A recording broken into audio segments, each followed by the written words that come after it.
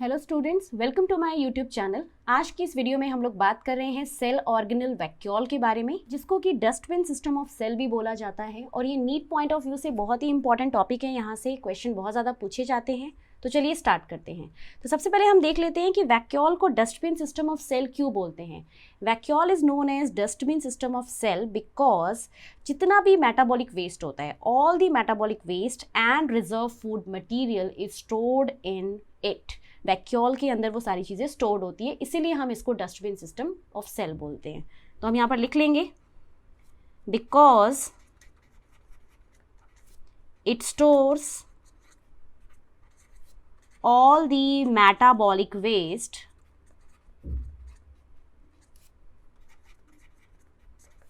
and reserve food material.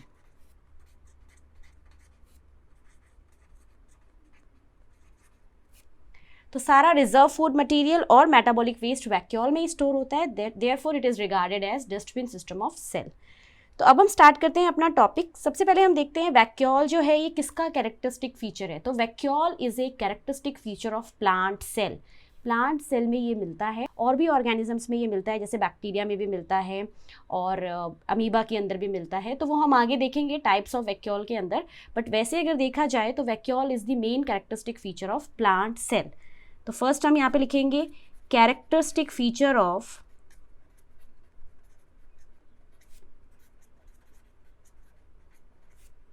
Plant cell. और plant के अंदर जो वैक्यूल है it occupy 90% of its volume. एक प्लांट सेल की 90% वॉल्यूम अकेला वैक्यूल ऑक्यूपाई करता है। Occupy 90% volume of plant cell.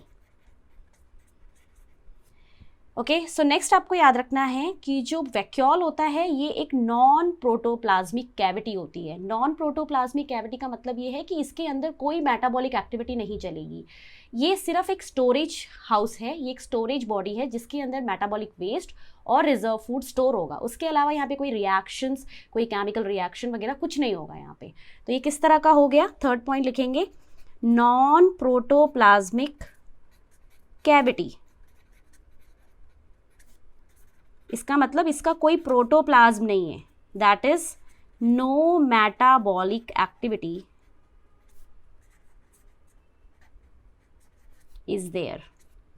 कोई मेटाबॉलिक एक्टिविटी यहां पर नहीं होगी। देन जो वैक्यूल होता है it is bounded by single membrane. Single membrane से ये बाउंड होता है और उस मेम्ब्रेन को हम बोलते हैं टोनोप्लास्ट। तो टोनोप्लास्ट के ऊपर कई बार क्वेश्चंस आ चुके हैं नीट में। So this is very very important from NEET point of view कि what is the membrane of vacuole called, इस तरह से पूछा जाता है। या टोनोप्लास्ट किसकी मेम्ब्रेन है, या फिर टोनोप्लास्ट सिंगल मेम्ब्रेन की होती है या डबल मेम्ब्रेन होता है। इस तरह के क्वेश्चंस नीट में पूछे जा चुके हैं। अब टोनोप्लास्ट की परमिएबिलिटी कैसी है, इट इज़ सेलेक्टिवली परमिएबल और सेमी परमिएबल। इसमें काफ़ी कन्फ्यूजन रहता है। अगर आप एनसीईआरटी में देखोगे तो एनसीईआरटी में लिखा है कि tonoplast is semi permeable, but actual में जो टोनोप्लास्ट है वो सेमी परमिएबल नहीं होता है, वो सेलेक्टिवली परमिएबल होती है। तो जब भी नीट में पूछा जाएगा तो आपको ध्यान देना है, अगर ऑप्शन में सेमी परमिएबल दिया हुआ है और सेलेक्टिवली परमिएबल नहीं दिया है तो आपको सेमी परमिएबल चूज करना है। अगर ऑप्शन में सेमी और सेलेक्टिवली दोनों दिया है उस टाइम पर भी आपको एनसीईआरटी के बेसिस पे जाना है। एनसीईआरटी में जो टर्म लिखा है वही आपको सेलेक्ट करना है, ठीक है। पर आपको वैसे याद रखना है अपनी नॉलेज के लिए कि जो वैक्यूल होता है वो सेमी परमिएबल नहीं है, वो सेलेक्टिवली परमिएबल मेम्ब्रेन है। वो सिर्फ सेलेक्टिव सॉल्यूट्स और सब्सटेंसेस को ही अलाउ करता है to pass through it. But NCERT में ये मेंशन नहीं करा गया है, तो आपको ध्यान रखना है जो पेपर में पूछा जाएगा तो आप एनसीईआरटी का ही लिखोगे। नेक्स्ट हम देखते हैं types of vacuole.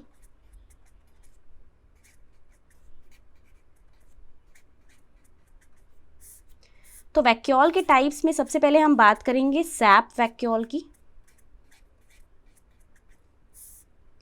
So sap vacuole is the vacuole which is found in plants. Plants में जो वैक्यूल मिलते हैं, प्लांट सेल में जो वैक्यूल मिलते हैं उनको सैप वैक्यूल बोलते हैं। अबंडेंटली प्रेजेंट इन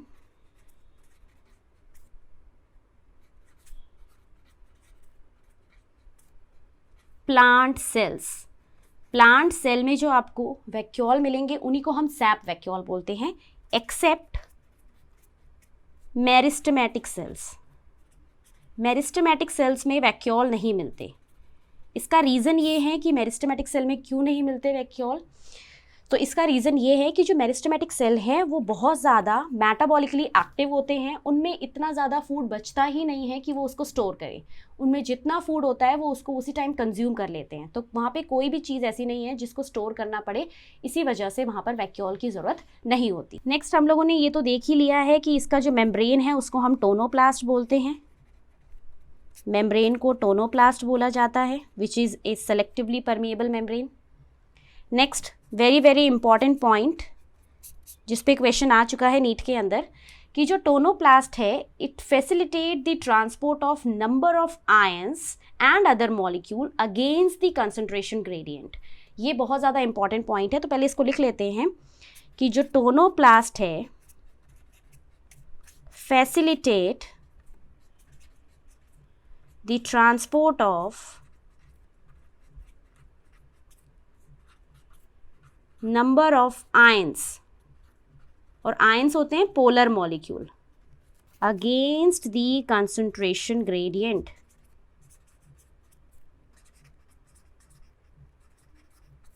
इसका मतलब ये है कि वैक्यूल के अंदर जो कंसंट्रेशन है वो हाई है। वैक्यूल में आपको पता है बहुत सारा रिजर्व फूड मटेरियल, बहुत सारा वेस्ट स्टोर होता है, तो ऑब्वियसली उसकी जो ऑस्मोटिक कंसंट्रेशन होगी वो हाई होगी, और बाहर से कोई भी चीज़ आएगी उसके अंदर तो वो लो कंसंट्रेशन से आएगी, इसीलिए उसको बोलते हैं अगेंस्ट द कंसंट्रेशन। तो इस चीज़ को हम यहाँ पे समझते हैं। जैसे कि ये वैक्यूल है, दिस इज़ द वैक्यूल, तो वैक्यूल में बहुत सारा मेटाबॉलिक वेस्ट है, रिजर्व फूड मटेरियल है। तो बहुत सारा रिजर्व फूड मटेरियल होने की वजह से इसकी जो ऑस्मोटिक कॉन्सेंट्रेशन है वो बहुत ज़्यादा है, ठीक है। और ये है बाहर, ये सारा जो एरिया आपको दिख रहा है ये है आउटसाइड दी सेल। तो कोई भी चीज़ अगर सेल के बाहर से वैक्यूल के अंदर जाएगी, सपोज करो कोई भी चीज़ है वो बाहर से सेल के अंदर जाएगी, तो बाहर जो है वो ऑस्मोटिक कॉन्सेंट्रेशन कम है, ओके बाहर ऑस्मोटिक कंसंट्रेशन कम है, ये लो है, अंदर बहुत ज़्यादा है।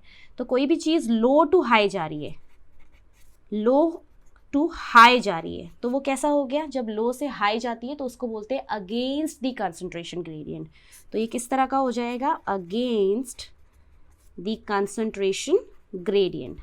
तो कभी भी कोई भी चीज़ जब हाई टू लो आती है, हाई टू लो आती है तो उसको अलोंग द कंसंट्रेशन ग्रेडियंट बोलते हैं, बट अगर कोई भी चीज़ लो टू हाई जाएगी तो उसको हम बोलेंगे अगेंस्ट द कंसंट्रेशन ग्रेडियंट, ठीक है। तो आपको ये चीज़ याद रखनी है, क्योंकि वैक्यूल के अंदर बहुत ज़्यादा रिजर्व फूड मटेरियल है, उसी की वजह से उसकी ऑस्मोटिक कंसंट्रेशन हाई होती है, और ये जो वैक्यूल के बाहर जो सेल का पार्ट है उसमें उसकी जो ऑस्मोटिक कंसंट्रेशन है वो कम रहती है, इसीलिए लो टू हाई चीज़ें ट्रांसपोर्ट होती है, तो आगे हमेशा अगेंस्ट द ग्रेडियंट ट्रांसपोर्ट होंगी। इसके अलावा आपको याद रखना है कि vacuole also store in number of pigments, बहुत सारे पिगमेंट्स को भी स्टोर करता है, बट ये जो पिगमेंट्स हैं ये आपको याद रखना है वाटर सॉल्युबल पिगमेंट्स होंगे, ठीक है। वाटर सॉल्युबल पिगमेंट्स होंगे, फॉर एग्जाम्पल एंथोसाइनिन एंड एंथोजेंथिन, ये दो पिगमेंट्स हैं जो वाटर सॉल्युबल है, इनको स्टोर करा जाता है। कई बार क्वेश्चन आ जाता है कि why chlorophyll is not stored, why chlorophyll is not stored in vacuole, vacuole के अंदर क्लोरोफिल को क्यों स्टोर नहीं करा जाता, तो उस केस में आपको पता होना चाहिए कि जो क्लोरोफिल है that is a lipid soluble pigment, वो एक लिपिड सॉल्युबल पिगमेंट है। और आपने अभी देखा है कि वैक्यूल में वाटर सॉल्युबल पिगमेंट स्टोर होंगे, that is why chlorophyll is not stored in vacuole and it is stored in chloroplast, वो क्लोरोप्लास्ट में आपको मिलेगा, ठीक है। तो अब आप देख सकते हो कि एंथोसाइनिन जो है ये ब्लूइश पर्पल कलर के लिए रिस्पॉन्सिबल होता है, प्लांट में आपको कहीं पर भी ब्लू पर्पल कलर दिखाई देता है तो वो एंथोसाइनिन की वजह से, अगर किसी फ्लावर का कलर ब्लू पर्पल है, लीफ का कलर अगर ब्लूइश पर्पल है, तो वो एंथोसाइनिन की वजह से होता है। और जो एंथोजेंथिन होता है, it is responsible for yellow और वाइट कलर। तो ये जो एंथोसाइनिन और एंथोजेंथिन पिगमेंट्स हो गए, ये आपको सेल के अंदर हमेशा वैक्यूल में ही स्टोर मिलेंगे और ये वाटर सॉल्युबल पिगमेंट्स होते हैं। इसके अलावा आपको याद रखना है कि it also store various minerals like calcium carbonate, calcium oxalate and latex। ठीक है, बहुत सारे minerals, calcium carbonate, calcium oxalate और लेटेक्स को भी स्टोर करता है। लेटेक्स होता है जो मिल्की लाइक सब्सटेंस आपको प्लांट में से दिखता है। जब भी आप किसी प्लांट को के लीफ को अगर ब्रेक करते हो या किसी प्लांट पार्ट को आप कट करते हो तो उसमें से एक मिल्की जैसा जो सब्सटेंस बाहर आता है उसको लेटेक्स बोला जाता है। तो वो जो लेटेक्स है वो भी प्लांट सेल के अंदर कहाँ स्टोर हो रहा होगा, उसके वैक्यूल के अंदर। Now coming to second type of vacuole, that is contractile vacuole. Contractile vacuole जो होता है ये मिलते हैं एक्वेटिक प्रोटिस्ट के अंदर एंड एल्गी के अंदर, present in aquatic protist and algae. और इनका रोल होता है helpful in osmoregulation, helpful in osmoregulation. Osmoregulation का मतलब होता है controlled movement of water in and out, controlled movement of water in and out. जैसे कि मैंने आपको ऊपर ही बता दिया, एक्वेटिक ऑर्गेनिजम्स में मिलेंगे ये। तो एक्वेटिक ऑर्गेनिज्म पानी के अंदर रहते हैं, तो उनमें वाटर का जो इन एंड आउट होगा वो वैक्यूल ही कंट्रोल करता है। Next type of vacuole, third is food vacuole. So food vacuole जो हैं ये आपको मिलेंगे, ये भी प्रोटिस्ट के अंदर मिलते हैं। For example amoeba, found in प्रोटिस्ट्स like amoeba. और आपको पता है अमीबा के अंदर, अमीबा जो अपना फूड इनगल्फ करता है वो with the help of pseudopodia engulf करता है। तो जब फूड इनगल्फ करेगा वो स्यूडोपोडिया की हेल्प से, उस टाइम पे जो उसके स्यूडोपोडिया एक राउंड स्ट्रक्चर बनाएंगे कैविटी जैसा, उसी को हम फूड वैक्यूल बोलते हैं। तो यहाँ पर हम लिखेंगे developed as a result of, food vacuole जो बनेगा वो बनेगा as a result of engulfment of food by pseudopodia। For example ये फूड पार्टिकल है, कोई भी अमीबा है जो इसके साइड में ग्रो कर रहा है, दिस इज अमीबा। तो अमीबा क्या करेगा, इसको जब इनगल्फ करेगा अपने स्यूडोपोडिया की हेल्प से, अमीबा इस तरह से अपने स्यूडोपोडिया की हेल्प से इसको इनगल्फ करता है फूड पार्टिकल को। तो जब ये इनगल्फ कर रहा है तो ये जो स्ट्रक्चर यहाँ पर आपको दिखाई दे रहा है जो कि फूड के इनगल्फ होने की वजह से बन रहा है, दिस स्ट्रक्चर, इसी को हम बोलते हैं food vacuole. Okay, next is gas vacuole, और इसी को स्यूडो वैक्यूल भी बोलते हैं। सो गैस वैक्यूल जो होते हैं ये मेम्ब्रेनलेस होते हैं, इनके बाहर कोई मेम्ब्रेन नहीं होता। ओके, एंड ये मेनली मिलते हैं प्रोकैरियोट्स के अंदर। ये आपको प्रोकैरियोट्स जैसे कि बैक्टीरिया वगैरह में मिलेंगे।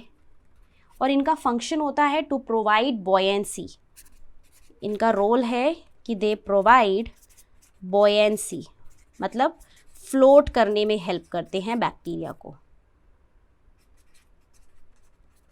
पानी के ऊपर फ्लोट करने में उसको हेल्प करेंगे। तो बेसिकली ये 4 तरह के वैक्यूल हमने यहाँ पे डिस्कस करे हैं। प्लांट्स में जो वैक्यूल होता है वो सैप वैक्यूल होता है। इसके अलावा प्रोटिस्टा में जैसे कि अमीबा के अंदर और एल्गी के अंदर कॉन्ट्रैक्टाइल वैक्यूल मिलते हैं। फूड वैक्यूल भी अमीबा में मिलता है जो कि एक प्रोटिस्ट है। और गैस वैक्यूल और स्यूडो वैक्यूल जो है ये आपको मिलते हैं बैक्टीरिया के अंदर, प्रोकैरियोट्स के अंदर, और इनका रोल होता है टू प्रोवाइड बॉयेंसी।